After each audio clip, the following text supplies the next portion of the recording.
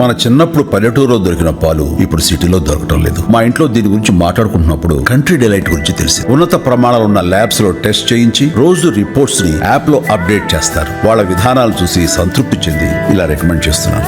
ఇప్పుడే country delight app ని download చేసుకోండి. Download the country delight app now.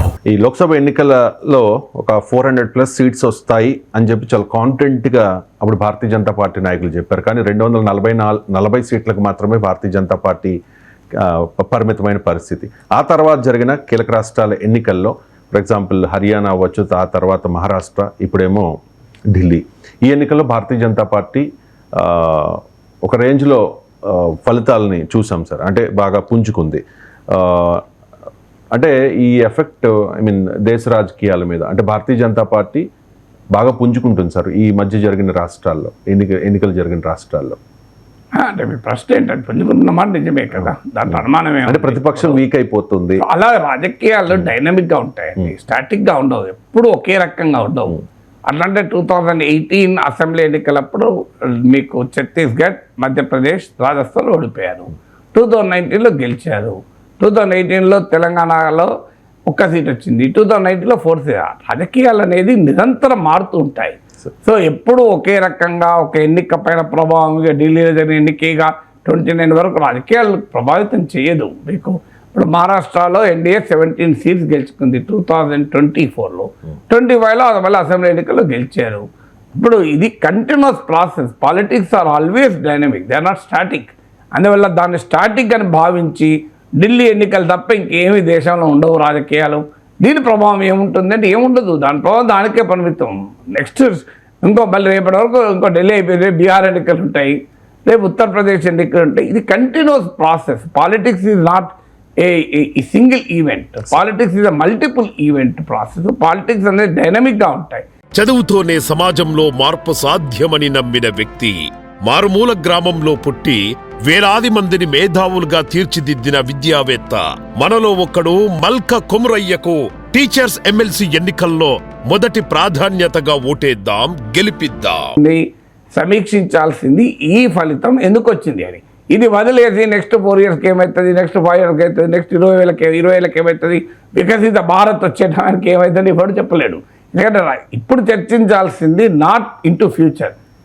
ఇప్పుడు ప్రజెంట్ చర్చించాలి, వర్తమానాన్ని చర్చించాలి.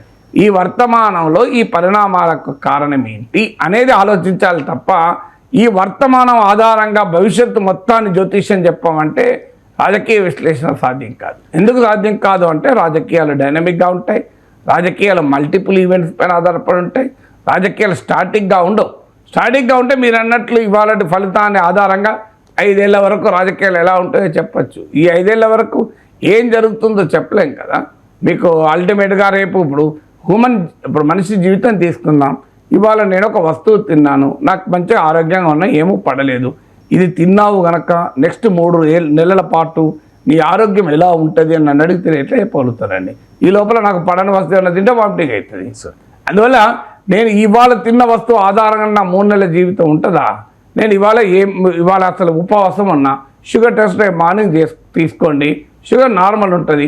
ఇప్పుడు మీరు షుగర్ ఇవాళ వచ్చిన ఈ నార్మల్ ఉన్న షుగర్ రీడింగ్స్ నెక్స్ట్ 3 మంత్స్ వరకు కూడా ఉంటాయా అన్నడనుకో, ఆన్సర్ లేదు. రేపు నెక్స్ట్ 1 వీక్ తర్వాత అడుగులో సీట్లు తిన్నానుకో నా షుగర్ లెవెల్ పెరుగుతుంది. అందుకే నా ఫాస్టింగ్ షుగర్ వల్ల డయాబెటిక్ తేలదు, మీకు HbA1c టెస్ట్ చేసుకొని 3 నెలల షుగర్ అని ఎందుకు చెప్తారు? ఎందుకంటే నీవు మారిపోతుంది. ఎందుకంటే నీ బాడీలో షుగర్ లెవెల్ ఇది మల్టిపుల్ ఈవెంట్, ఇది డైనమిక్ ప్రాసెస్. ఇవాళ తీసుకున్న ఆహారం ఆధారంగా 3 నెలలు 6 నెలలు నీ షుగర్ లెవెల్స్ కంట్రోల్ కావు. ఇవాళ తీసుకున్న ఆహారం ద్వారా ఇవాళ షుగర్ లెవెల్ ఉంటుంది. నీ 3 నెలల షుగర్ లెవెల్స్ మనం చెప్పలేము, ఎందుకంటే ఇట్స్ అ డైనమిక్ ప్రాసెస్.